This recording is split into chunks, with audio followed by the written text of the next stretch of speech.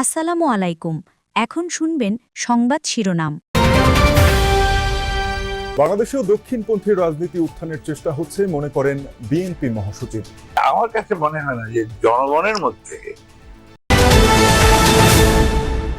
পুনর্গঠনে অংশ নিতে প্রবাসী বাংলাদেশিদের প্রতি প্রধান উপদেষ্টার আহ্বান।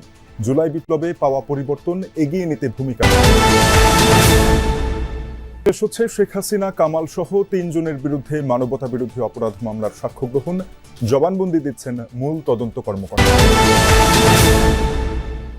সুশীল সমাজের সাথে চলছে ইসির সংলাপ, সুষ্ঠু নির্বাচন আয়োজনে নেওয়া হচ্ছে মতামত, আরপিও সংশোধন সহ কমিশনের ভূমিকা তুলে ধরেন।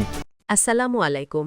এতক্ষণ শুনছিলেন সংবাদ শিরোনাম, এখন শুনবেন বিস্তারিত। জামায়াতে ইসলামী লাইমলাইটে এলেও জনমনে খুব বেশি প্রভাব পড়েনি।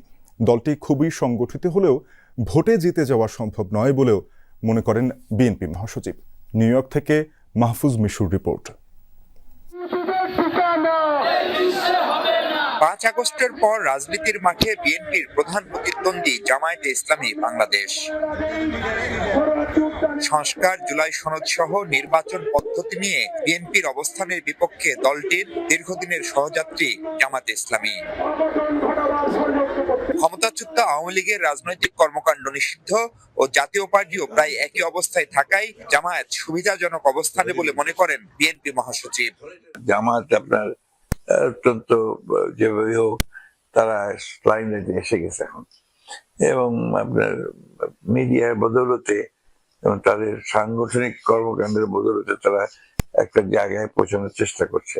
এটা করবেই তারা, এটাই স্বাভাবিক, আপনার করাটাই স্বাভাবিক। তো সেই ক্ষেত্রে আমার কাছে মনে হয় না যে জনগণের মধ্যে জামাতের যে খুব বেশি প্রভাব বেড়েছে, এটা আমার কাছে মনে হয় না। আমি নিজে মাঠের রাজনীতিবিদ, মাঠে যাতায়াত করি, তাতে বুঝতে পারি যে তার গিয়ে সেখানে খুব বেশি একটা নাই। বৈশ্বিক রাজনীতির গতিপ্রবাহ তুলে ধরে বাংলাদেশও যে তা থেকে বিচ্ছিন্ন নয় তা স্পষ্ট করেন মির্জা ফখরুল। তবে সেই প্রচেষ্টা ভোটের মাঠে সফল হবে না বলে বিশ্বাস তার। সারা পৃথিবীতেই আপনার একটা দেখা যাচ্ছে যে দক্ষিণ পন্থা যারা নিয়ে যারা রাজনীতি করে তাদের একটা উত্থান হচ্ছে আর কি। সেক্ষেত্রে বাংলাদেশে এটা চেষ্টা করা হচ্ছে। দেশ পুনর্গঠন প্রক্রিয়ায় অংশ নিতে প্রবাসী বাংলাদেশিদের প্রতি আহ্বান জানিয়েছেন প্রধান উপদেষ্টা professor doctor Mohammad Yunus. New ইয়র্কে এনআরবি কানেক্ট ডে উপলক্ষে এক অনুষ্ঠানে তিনি বলেন, প্রবাসীরা বাংলাদেশের অবিচ্ছেদ্য অংশ। জুলাই বিপ্লবের পর সৃষ্ট পরিবর্তনকে এগিয়ে নিতে বিদেশে থাকা বাংলাদেশিদের গুরুত্বপূর্ণ ভূমিকা রাখতে হবে। বাংলাদেশ বিনিয়োগ উন্নয়ন কর্তৃপক্ষ বিডার আয়োজনে নিউ ইয়র্কে অনুষ্ঠিত হয় এনআরবি কানেক্ট ডে। অনুষ্ঠানে যোগ দেন প্রধান উপদেষ্টা প্রফেসর ডক্টর মোহাম্মদ ইউনূস। প্রবাসীদের করতালি আর স্লোগানে সিক্ত হন বাংলাদেশের একমাত্র নোবেলজয়ী এই অর্থনীতিবিদ। হাত নেড়ে অভিবাদনের জবাব দেন তিনি। ভাষণে ঘুরে ফিরে উঠে আসে বাংলাদেশের প্রসঙ্গ।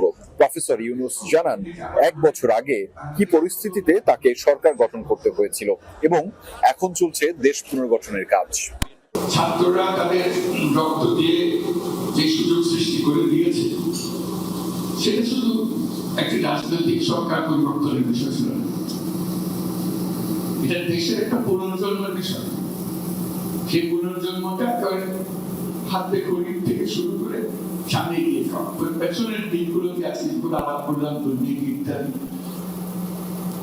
এগুলো কত জটিল হয়ে যাওয়া, এগুলো কোন জিনিস আর নতুন বাংলাদেশে যাতে প্রবেশ করতে না পারে সেই ব্যবস্থা, সেটি আমাদের সরকার প্রধান বলেন, প্রবাসীরা যেখানেই থাকুক না কেন দেশের জন্য তাদের অবদান অতুলনীয়।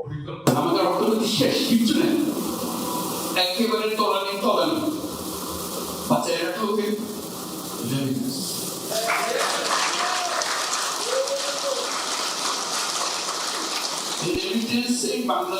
বাংলাদেশের জন্ম দিয়েছে। সাবেক প্রধানমন্ত্রী শেখ হাসিনা, সাবেক স্বরাষ্ট্রমন্ত্রী আসাদুজ্জামান খান কামাল সহ 3 জনের বিরুদ্ধে জুলাই আগস্টে সংঘটিত মানবতা বিরোধী অপরাধ মামলার সর্বশেষ সাক্ষীর সাক্ষ্য গ্রহণ চলছে। মামলার মূল তদন্ত কর্মকর্তা মোহাম্মদ আলমগীর আন্তর্জাতিক অপরাধ ট্রাইব্যুনাল 1-এ 54তম সাক্ষী হিসেবে জবানবন্দি দিচ্ছেন। এ সময় প্রসিকিউশনের পক্ষ থেকে তদন্ত কর্মকর্তার জবানবন্দির অংশবিশেষ ও জব্দ করা ভিডিও প্রদর্শন করা হয় ট্রাইব্যুনালে। এর আগে গত 24 সেপ্টেম্বর মামলার 22তম দিনের সাক্ষ্য গ্রহণে বিশেষ তদন্ত কর্মকর্তা ও প্রসিকিউটর তানভীর হাসান জোহা সাক্ষ্য দেন।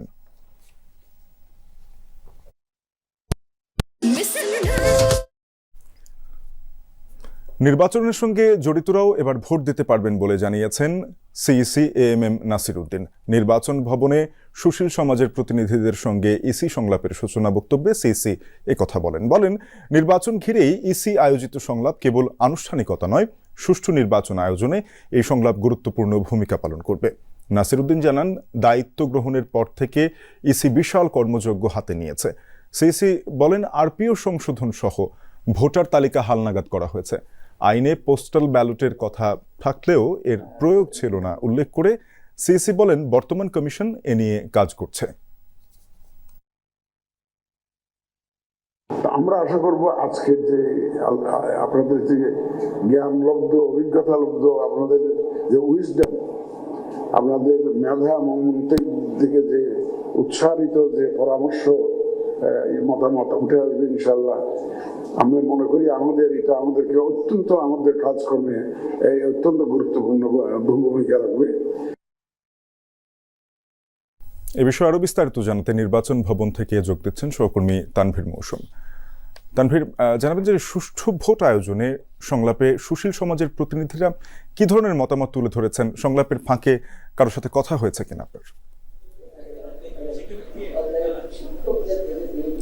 শাফিন, এখনো সংলাপটি চলছে, অর্থাৎ প্রথম পর্বের যে সংলাপ সেই সংলাপটি এখনো শেষ হয়নি এবং এই সংলাপে আসলে নির্বাচন কমিশনের ভূমিকা, নির্বাচনে কি ধরনের হওয়া উচিত সে বিষয়টি নিয়ে কিন্তু অনেক আলোচকই কথা বলেছেন এবং এখানে কোনো আলোচক বলেছেন এআই এর অপব্যবহার নিয়ে এবং উপমহাদেশে পাকিস্তান এবং ভারতে কিভাবে নির্বাচনের সময়ে এআই অনেক বড় প্রভাব রেখেছিল সে বিষয়টি নিয়ে আলোচকরা আলোচনা করেছেন।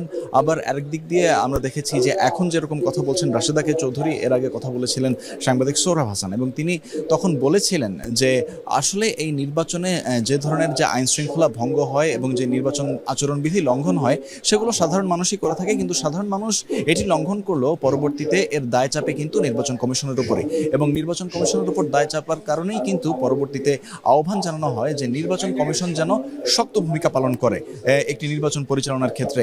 এক্ষেত্রে তারা বলেন যে এই সরকারের ক্ষেত্রেও যদি সরকারের প্রভাবশালী কারো ক্ষেত্রেও যদি নির্বাচনী আচরণবিধি ভঙ্গ এবং নিয়ম নীতি ভঙ্গের ব্যাপারে অভিযোগ থাকে তাহলে যেন সে বিষয়টি নিয়ে তারা শক্ত অবস্থান নিতে পারেন সে আহ্বান জানানো হয়।